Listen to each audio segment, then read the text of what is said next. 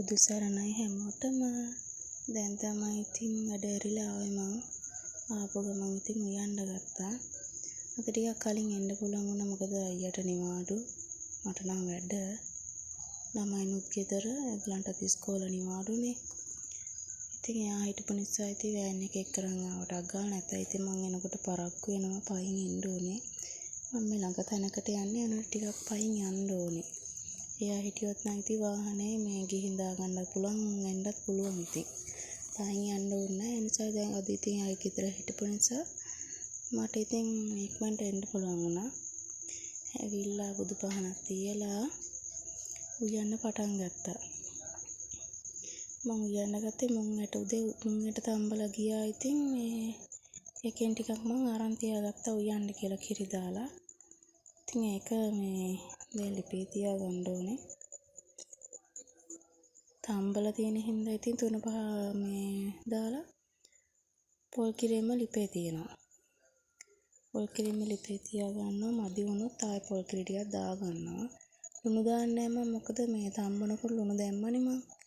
ඒ නිසා මේ වැඩි වුණොත් නිසා දාන්නේ නැහැ. අන්තිමටම මේ උයලා ඉවරලා තමයි ලුණු බලලා ලුණු දාගන්න ඕනේ.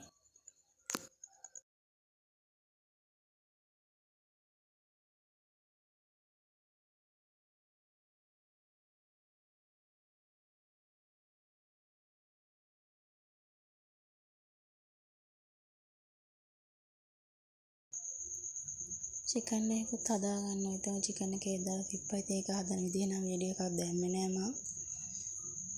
මුං ඇට එකත් ඉදීගෙන එනවා. ඒකත් හරි.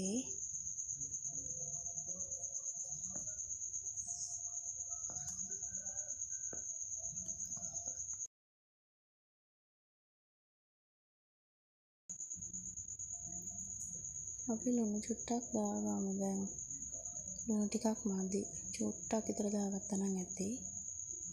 චුට්ටක් දාගත්තා ලුණු චුට්ටක්. මම ඒක නම් හරි උයලා. ඒක නම් ඉවරයි.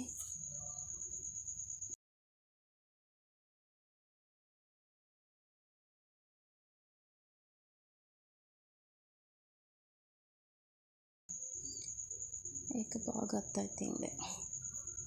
මම ඒක නම් හැදලා ඉවරයි. දැන් චිකන් එක තාම හැදෙනවා.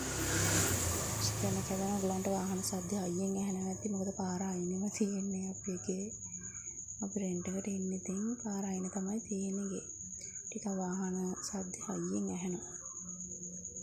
චිකන් එකත් හදලා ඉවරයි.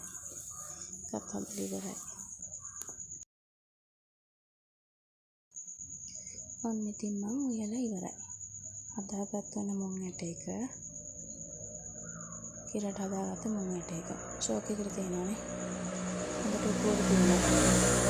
ඒක පේනවනේ ඉතින් ඇහෙනවනේ වාහන සද්ද. ඔන්න චිකන් එක. සුදු බත් තියෙනවා. ඒකත් හරි. දැන් කන්නයි යන්නේ. කන්නයි තියෙන්නේ දැන් ඉතින්.